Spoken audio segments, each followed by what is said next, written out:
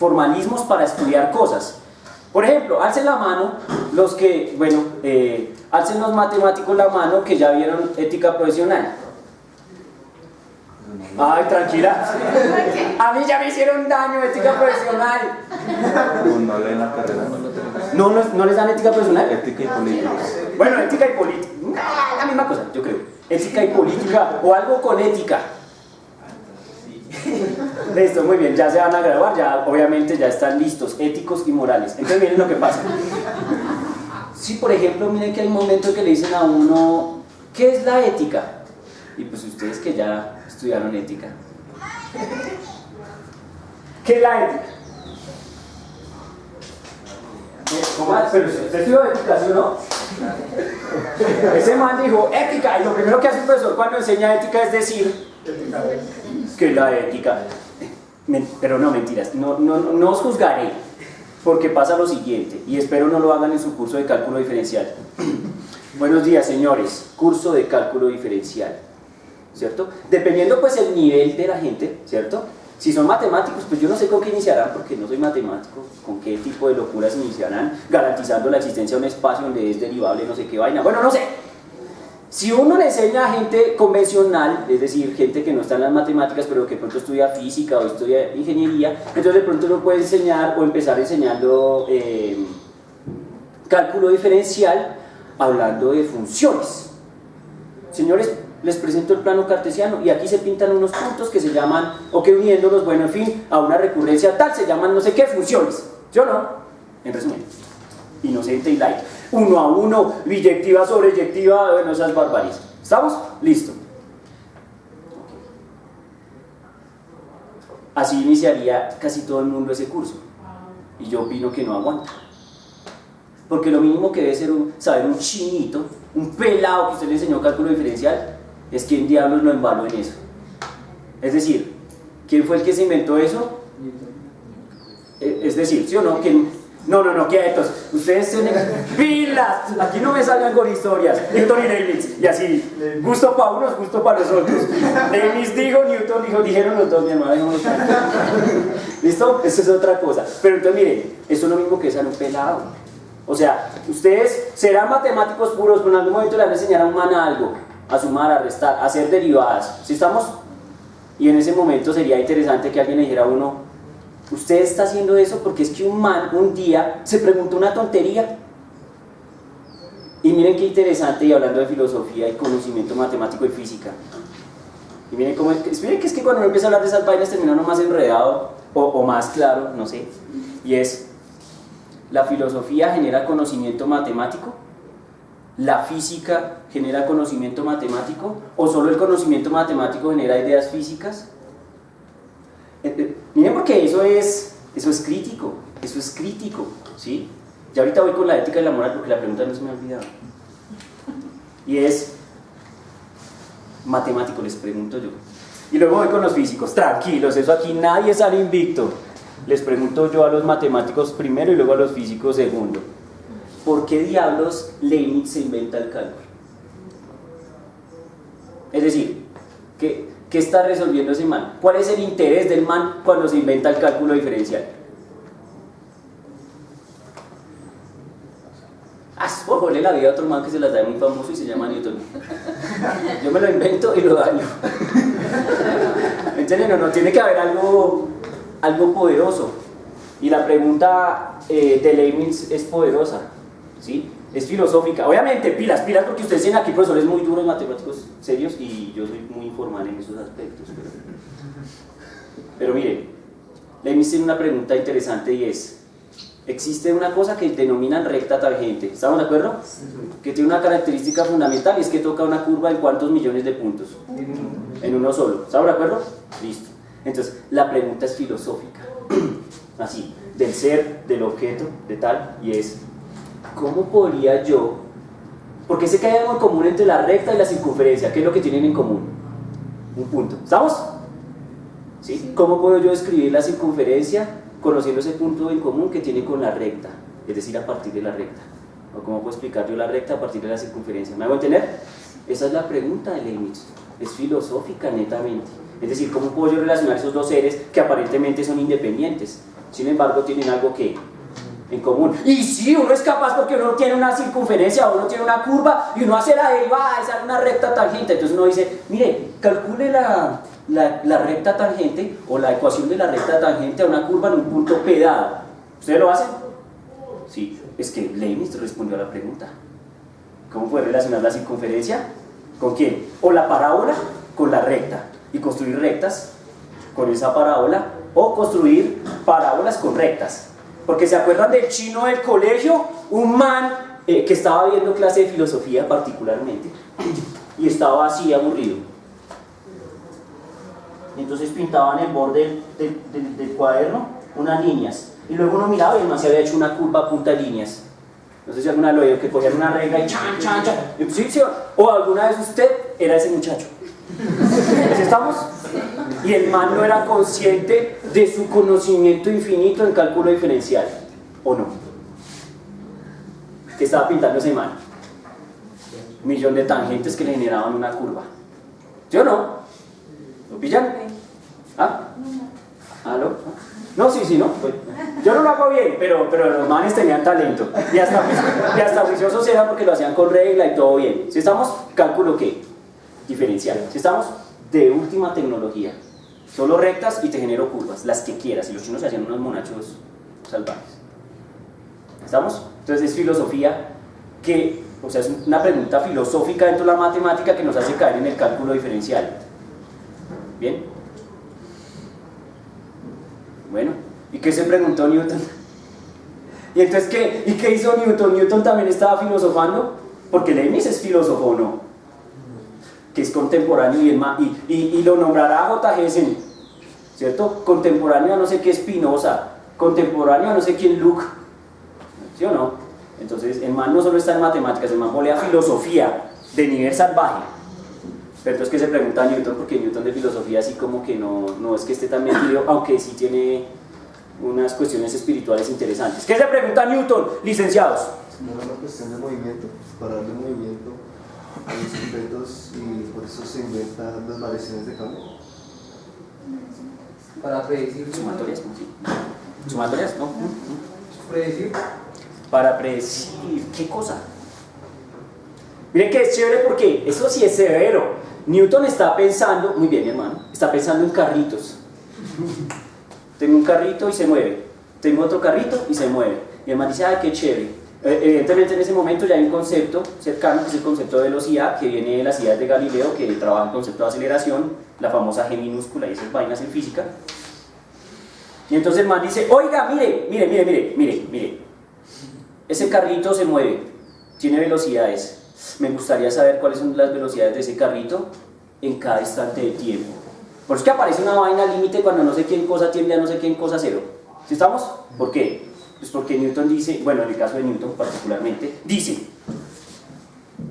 oiga, es que necesito que el tiempo tienda a cero para poder hablar de una velocidad que instantánea, o sea, en cada instante de tiempo poder saber qué está haciendo el man. Les pregunto y es redundante, ¿la pregunta que se hacen los dos fulanos es la misma?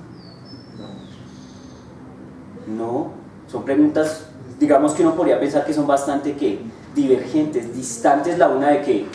De la otra. Y la respuesta a la pregunta es ¿cuál? Es la misma. ¿Entienden cómo es? ¿Sí ven? Entonces, no porque uno estudia ciencias naturales, entonces tendrá la respuesta a todo. Porque uno no sabe en qué momento, en otro ámbito del conocimiento, pueden estarse haciendo la misma pregunta. Y de pronto, pues casualmente caigan una misma respuesta. Miren que son cosas un tanto distantes. Estamos un tanto distantes. Y sin embargo responden la misma cosa. Entonces ustedes tienen que tener cuidado. ¿Para qué hago yo esto? Para que no subestimen nada. ¿Sí? Porque si uno tiene una tendencia natural en matemáticas y en física, es a subestimar todo. ¿Sí estamos?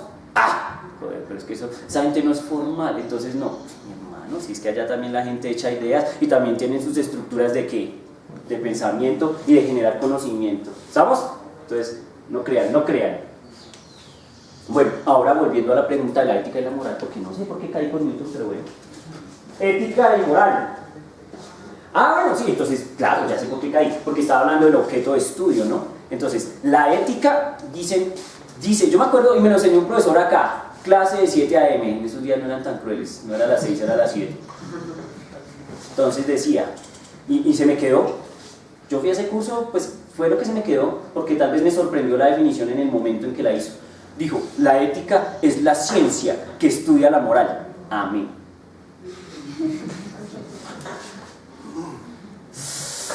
Pesado, ¿entienden? Porque entonces, sí, la moral es el objeto de estudio de la ética, ¿sí? Y entonces, ya entonces uno entra en esos conflictos de, bueno, entonces, ¿qué es la moral? ¿Cierto? ¿Qué es ser moral o no ser moral? Empieza a ser relativo y la relatividad se pone de moda. ¿Lo ven cómo funciona eso? Entonces, eso va otra vez a lo tuyo. Es complejo. El conocimiento social siempre es más complejo. Siempre es más complejo. Y la vez pasada les hice el experimento, ¿sí o no? 1, 2, la China, Japón, Corea, donde quiera, ¡pam! Pasa lo mismo. ¿Qué pasa? Que el objeto cae, el objeto cae, el objeto cae. Listo, yo le digo cómo cae. O le echo cuentas. Es que el man en China piensa de una forma así. Y Omar en Colombia piensa de otra forma. Y resulta que este fulano vive en Canadá y piensa de qué. De otra forma. ¿Les parece divertido ese objeto de estudio? Que cada vez que usted se pare en un punto P, su espacio, lo que quiera, la gente se comporte diferente. Entonces, ¿cuál es el patrón? ¿Cuál es la recurrencia de ese sistema? Se pone que difícil. Entonces, ¿qué puede hacer uno cuando estudia un sistema tan complejo? Vagar sobre generalidades, o sea, buscar cosas muy macro, muy generales que traten de describir casi todos los puntos del sistema, y eso no es fácil así. ¿Sí ven? Ese es el punto. Muy bien, ahora sí, pregunta seria. Mi hermano, ¿qué dijo J. Gessen de la filosofía? Ahora sí. Ahora ya no estoy preguntando qué piensa usted, y eso no es que yo le esté coartando su mente, no. Ahora quiero es que usted me diga qué pudo deducir, qué pudo inferir, qué pudo entender de J. Gessen. Que la filosofía es un puente mediador entre la razón y el sentimiento, o lo pone como la religión. Un puente mediador entre la razón y el sentimiento. ¿Listo? Pero es una palabra que me puso nervioso, yo la voy a escribir, ¿no? Religión. ¿Estamos? ¿Sí?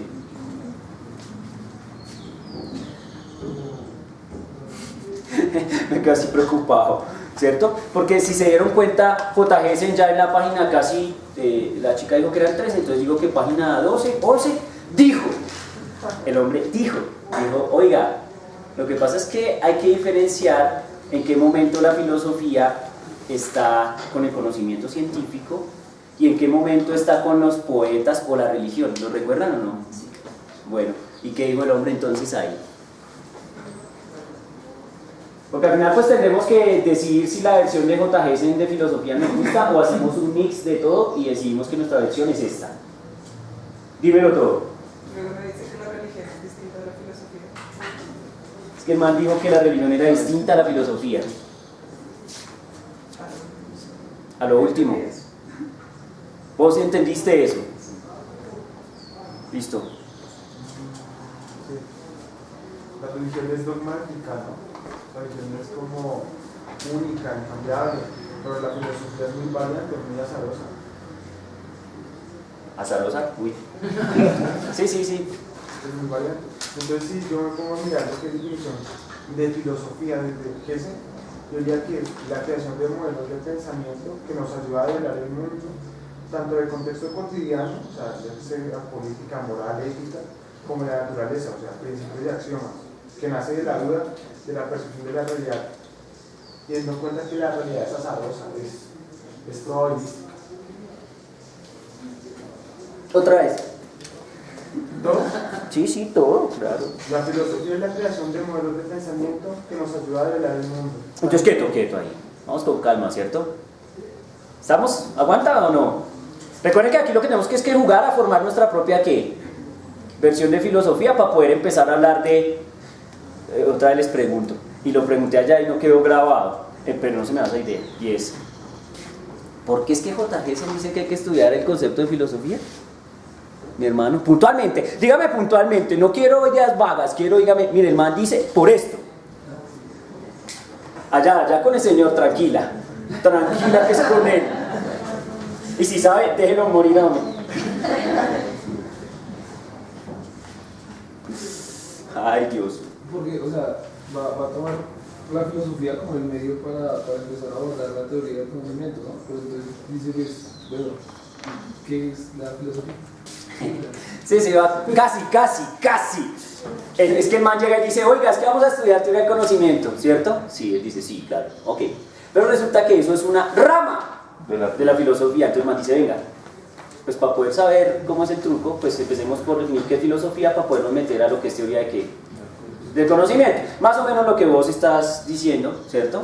Más o menos. Sino que es que él se aclara, él dice, puntualmente.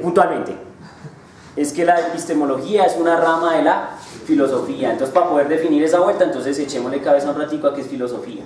Si ustedes notan, apenas acá ese capítulo, ya después sí se va a imbuir sobre ideas de epistemología hasta morir. ¿Sí estamos? Muy bien. Volviendo al punto. Otra vez definición. La filosofía es la creación de modelos de pensamiento que nos ayuda a develar el mundo. Quieto hasta ahí.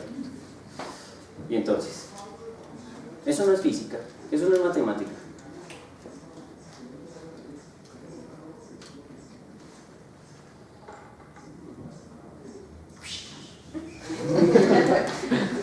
Recuerden algo importante y que tienen que aprovechar. Y es que en este curso, en este carretazo, eso es así, ¿no? Aló. No es como esos otros cursos donde uno se para y bota y uno así. Dios mío. No, aquí es para que ustedes también que boten ideas, porque a mí también me sirve. Yo también construyo mente ahí. Entonces yo también quiero oírlos. Yo he hecho mucha carreta y puedo durar aquí otras 2 horas especulando. Pues en cuanto a los modelos de pensamiento, lo dudo.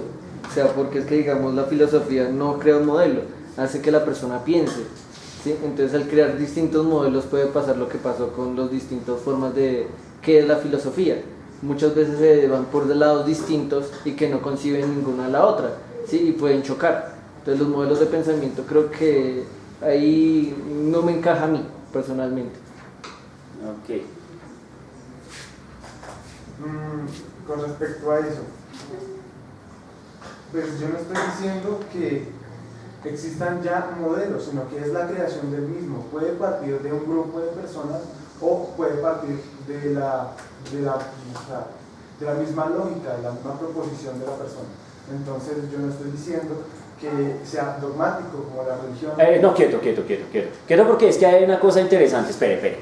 Cuando usted dice que hay unos locos, puede ser 3 locos, 5 locos, 100 locos que se reunieron a echar cabeza, ¿sí? Pero si en algún momento entraron en concesión, es decir, entraron en acuerdos, ¿sí? De alguna idea cualquiera, entonces se convierte en una verdad para ellos. ¿Me hago entender o no? Bueno, entonces ¿en qué punto es que eso deja de ser dogmático o no? Cuando la estadística diga que la muestra es considerablemente buena. Cuando no sea la muestra sino la población la que vote. No sé si me va a entender. Si me entienden, claro, es que el man me dice, mire, es que los locos se reunieron, los manes echaron cabeza, votaron una idea, que sería como una escuela de pensamiento. ¿Sí estamos? En la antigua Grecia habían escuelas de pensamiento, ¿cierto? Estábamos hasta los cínicos, yo me acuerdo. ¿Sí o no? ¿Sí? O sea que habían escuelas para rato. Y la pregunta es, ¿y quién tenía la razón? ¿Pitágoras? Que también era una escuela, ¿no? Los pitagóricos. ¿Qué decían los pitagóricos?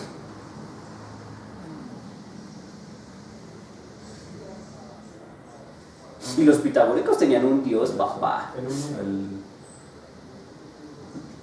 Los pitagóricos tenían un dios, una deidad sagrada. Yo le pondría velas también. ¿Qué? ¿Pentagrama? El símbolo de Dios era el pentagrama. Sí, tenían el pentagrama. ¿No han visto la película Donald en el País de los Números? ¿Sí? Y Donald es miembro. Tiene el pentagrama. Para ser miembro de la sociedad hay que tener el pentagrama.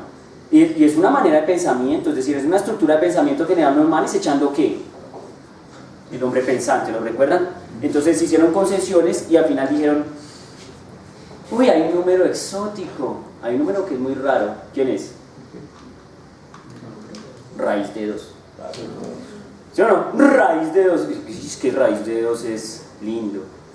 Pitágoras quedó tramadísimo con raíz de 2. Es un número irracional. Y entonces el hombre dijo, esta es la idea fundamental de los números. Los números irracionales empiezan a constituirse como una fuente principal de los otros números. ¿Me hago entender? Y que todo se puede explicar a través de ¿qué? De los números. Que los números están, así como hay unos manes que dicen que el átomo y que las semillas y que no sé qué, entonces para Pitágoras son los átomos. Y esa idea funcionó. Les pregunto yo, ¿los pitagóricos son una religión? En cierto punto sí. ¿O es un pensamiento filosófico realmente ahí cero dogma? Pues no, porque lo están demostrando, ¿no? Se supone que si uno logra demostrar lo que dice, pues la verdad es visible, ¿no? Es axiomática, se supone. No voy a entrar a discutir eso con vos, es decir, porque yo no estoy aquí para decirles que yo tengo la razón. ¿Estamos? No. Yo no tengo ni idea. Simplemente los hago pensar en cosas raras, ¿sí me entienden? Entonces, porque pues Pitágoras encontró raíz de 2 y vaya ya que lo hizo por Pitagorazo, digamos, ¿cómo es? 1 y 1, tal, y luego empezó a generar raíces así con un 1 y un 1 y un 1 y raíz, una berraquera, irracionales por arrumes, ¿listo? Chévere, pero eso no demuestra que todo esté hecho de números, ¿o sí? Es decir, si el man se demostró axiomáticamente, analíticamente, que existían números que eran irracionales y se creó una secuencia, porque ustedes saben, matemáticos, construir la secuencia. No sé si los licenciados sepan construir la secuencia de irracionales. ¿Aló? ¿No? Pero si mal no estoy, es así, me corrigen. ¿Aló? Raíz, tal. 1. ¿Y esto cuánto da? Raíz de 2.